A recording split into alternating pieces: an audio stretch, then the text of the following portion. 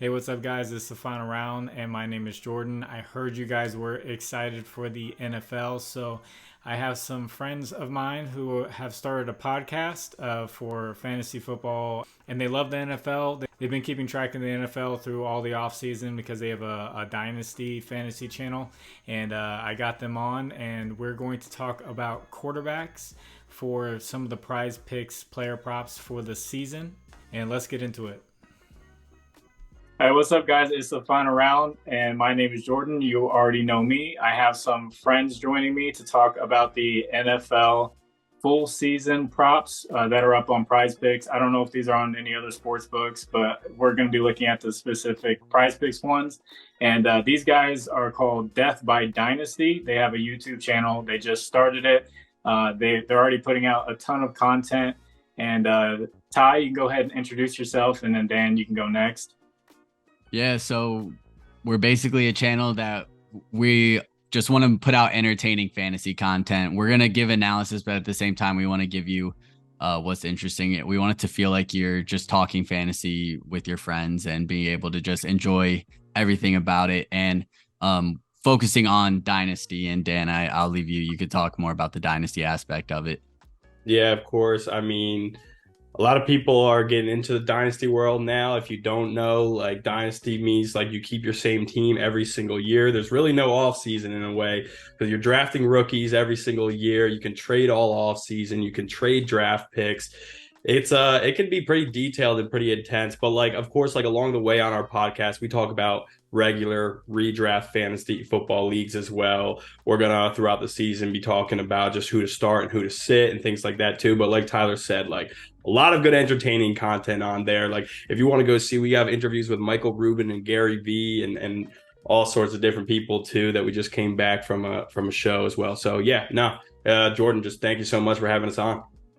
Yeah, no problem. And I'm a redraft guy, so I don't pay attention to anything during the offseason other than what the Cleveland Browns do. So I don't know like where, rookies might have gone. I don't know where, some free agents might have gone unless it's Cleveland Browns related. So I don't really know the NFL and really get into it until the season starts. And then I have my fantasy league going. And then I'm that guy that makes like 100 waiver transactions a year, and people try to limit me because I'm always making the most. So good, make moves. I like it. it. I need to hear a Cleveland Browns fan perspective on Cedric Tillman. He's not going to be their top target right away. So we are excited about him and his size, but we don't expect much from him, right away. A lot of Cleveland Browns fans are hyped up because he was one of our first picks in the draft because F them picks. And we don't care about first round picks right now, even though we used to be the draft champions every single year. So it's a little bit different being on the other side of things. But Tillman, yeah, we're excited about him. And I definitely was excited to see him in the Hall of Fame game. And I knew that he would play well, and he did. But he's got to get past Peoples-Jones, who he doesn't have very good hands. So he could definitely pass Peoples-Jones on that list. But guys, for this episode, we are going to talk about quarterbacks on Prizepicks and who we think is going to go over or under on what the Prizepicks prop is. And I'm going to go ahead and get started with mine just so you guys don't step on my toes and take one of my picks, even though we already discussed this beforehand. But I like Aaron Rodgers over 3,999.5 passing yards. And I have some data as to why. So he hasn't missed a game in 5 seasons. So injury concern, we don't have to be too concerned about him. I mean, anyone can get injured, but he's been clean the past 5 seasons. He's gone over 4,000 yards for the last 5 seasons. The one time he didn't go over was when he didn't have Devontae Adams last year. He kind of had just a group of misfits who kind of grew into household names as the fantasy season went. And as an Ohio State fan, I love Garrett Wilson. I think Garrett Wilson can be that guy. Not exactly Devontae Adams right away, but I think he could make it up to that level. And I think this is just a really good spot for Aaron Rodgers to go over 4,000 yards when he he got kind of close to it last year, but not really. But still, with good talent around him, I feel like this should be a good mark for him. I agree with that too. Aaron Rodgers is someone who I'm pretty high on this year.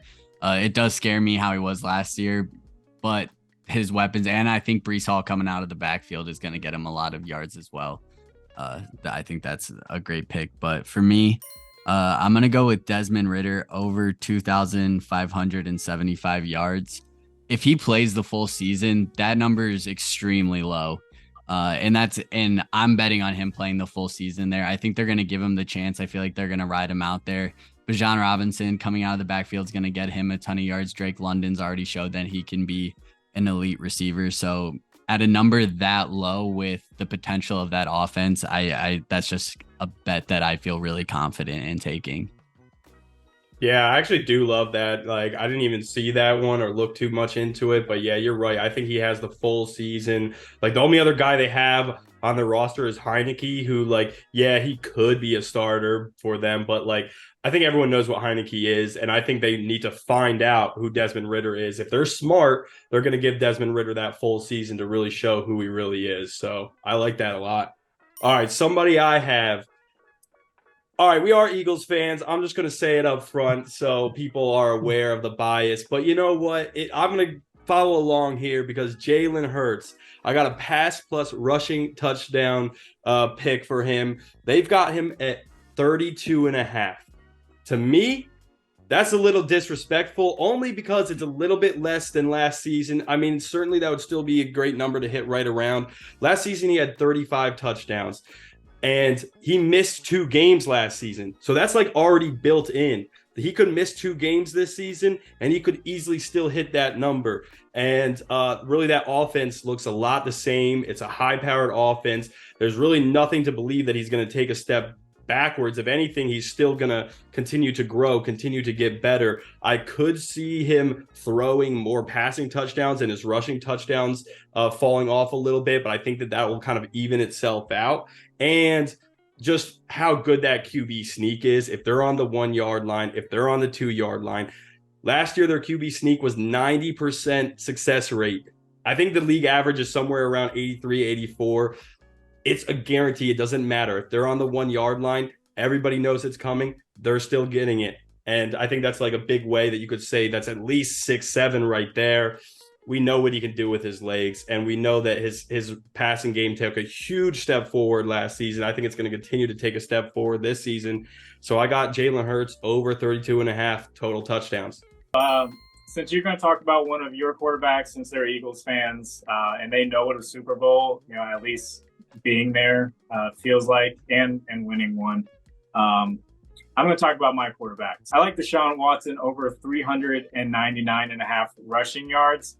And the reason why I'm going to say that is he came out a little rusty at the end of last year. He played 6 games. In those 6 games, he had 36 carries with 175 yards, and that's 29 yards a game. If you put that into 17 games, that's 498 yards. It's almost 500 yards, and that's with him being rusty. And I feel like he still might come out rusty this season. And when you're rusty throwing the ball, one thing you don't lose is running the ball.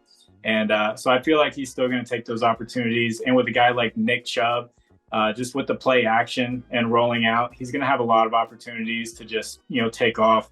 So I feel like this 400-yard mark, which he's hit with the Texans multiple times, I feel like he could go over this. I was afraid to take this at first, thinking with that big of a contract, the Browns might want to protect their quarterback a little bit. But then after looking at the numbers with those 6 games, it looks like, they want him to do what he does, and that's run the ball as well as throw the ball. So I'm going Deshaun Watson over 400 rushing yards with my second quarterback pick. I like that. It. I do too. I'm going to go for my next one is another one that I think is just a line that's incredibly too low for an offense that has firepower. And that's Ryan Tannehill. I know he's older, and I know he's not an elite quarterback, but with that being said, he has DeAndre Hopkins. He has Treylon Burks. He has Chig at tight end. You still got Derrick Henry, who's going to allow it to open up the field for someone like DeAndre Hopkins. And when Ryan Tannehill has a great wide receiver, such like when he had AJ Brown, he was putting up over 3,000, comfortably over 3,000 yards in a season. I think DeAndre Hopkins is trying to prove something at this point. I think he feels disrespected. Now, the last year, I feel like his weapons weren't the same. I feel like that's just a number that he's going to hit. And I think that the Tennessee offense is going to be a good offense that's going to be throwing quite a bit. The only thing that could clearly prevent that, and I do think that bringing in D-Hop means that they're still obviously trying to win now, which means they're probably going to stick with Ryan Tannehill. But the only thing that, of course, would prevent that is if they think that Will Levis is ready at some point in the season and they switch it over and go with him. Yeah, I just don't see. I felt like the DeAndre Hopkins move, basically, I felt like that was like settled in that Ryan Tannehill is going to be the starter for the majority of the season, unless things start going really bad. Then I think that's the only way. So let me go next with Herbert here, and I'm going to talk about his passing touchdown total right now, set at 29.5. So if you look at his last 3 years, last year maybe a little bit of a down year for him, but especially those first 2 years, he's really on a Hall of Fame trajectory. I feel like a lot of people are either really high on Herbert or they're really low on Herbert because of the fact that he hasn't really won. He's gotten to the playoffs one time, hasn't gone very far, but I'm not talking about that. I'm not talking about whether he's a winning quarterback or not. This is a quarterback who can put up massive numbers in the NFL. Obviously, he just signed a good big contract. His rookie year, he put up 31 touchdowns. 2 years ago, 38. Last year, dipped down to 25. But just assuming that that was just a down year for him, I easily see him getting back up to that 30 plus range when it comes to touchdowns. Not to mention that he obviously just got Quentin Johnson, who is another 6'4" receiver that he can just toss it up to in the back of the end zone. And of course, like, he's got a great wide receiver core. They tend to be very injured. Hopefully they stay healthy for him this year in Keenan Allen and Mike Williams. But if they do, you've got Mike Williams and Quentin Johnson, who are both 6'4" receivers who can just like throw it up to them in the back of the end zone, and he'll catch it, and they'll be able to catch it and get up there. I think that offense is going to be amazing this season. I really liked what they did bring on Quentin Johnson, and I think Herbert is a guy who's going to bounce back and continue to excel. And honestly, I do think he's a winning quarterback, and he's going to show it this year as well. But that's a guy who can put up massive numbers. Yeah, and there's always Austin Eckler as well, who can take a screen pass like 40 yards for a receiving touchdown. So, yeah, he's got weapons everywhere. I like that pick. This is one I wanted to pick an under. I always like going for the over because I never, in my head, I'm like, I don't want to like vote for something going under. It's just not fun, and it feels like you're rooting against someone. Right. But Tua under 3,850 yards. Even if he plays the whole season, that's a great season for him. He's not, in my opinion, not a proven quarterback. And just the fact that he's one hit away from just being done. And I think he knows that, and they are going to be cautious. It's at that point in the NFL where they're just not taking those chances. So taking all risks into it and having to have not only play the whole season, but play at a high level. If I'm going to take the under on someone, it's probably Tua's line. Yeah, he definitely, it showed after that bad concussion. I think a few games later, he got hit pretty bad, and he was out for like another 2 weeks, even though he was just in concussion protocol. They were just so worried. So just any hit that looks even relatively bad, they're going to take him out right away. And he definitely may not play a whole season. Yeah, that's a pretty big number. You said it's 3,800 something? 3,850. Yeah, I mean, he's never hit that number before. Yeah, so last year he had 3,548, and that was his best season. Yeah, I guess they're, banking on the fact that he won't get injured, and if he plays the whole season, he was on his way to that number last season. But yeah, I mean, if he hasn't hit that number yet, I don't risk it and take the over. That's for sure. I had trouble picking unders as well, like, because I have some. I looked through here, and there was like some that I would stay away from. But I have a hard time betting against somebody. It's kind of hard, but I hear you on that one. I got one more. Another quarterback who, this guy certainly has not been a winner in the NFL, but he is somebody who I guess have a strange love for in a way. And I know Tyler knows exactly who I'm talking about right now.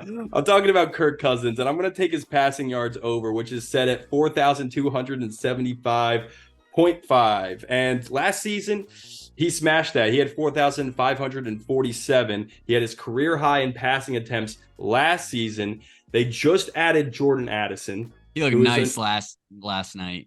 Yeah, for real, he did. And that's a great weapon that they added. Then you talk about they don't have Dalvin Cook anymore. And that defense is awful. Their Vikings defense is awful. They're going to have to pass the ball a lot this season in order to keep up in games. And I think the offense will be great. The defense won't be great. I think there's going to be a lot of high scoring games for the Vikings this year. And I think that just means that, he hit his career high in passing attempts last year. He smashed that number. I think that he's going to be right up there again, if not passing the ball even more this year, given the circumstances. So those are Ty, Dan, and I's quarterback picks for the season. Stay tuned for a running backs episode and then a wide receivers / tight ends episode. If you guys would like to discuss these lines further, I have a Discord. The link will be in the description. And also remember to check out Death by Dynasty. I'll have a link for their channel in the description as well. So as always, God bless you all. It's the final round. I will catch you on the next one. Bye.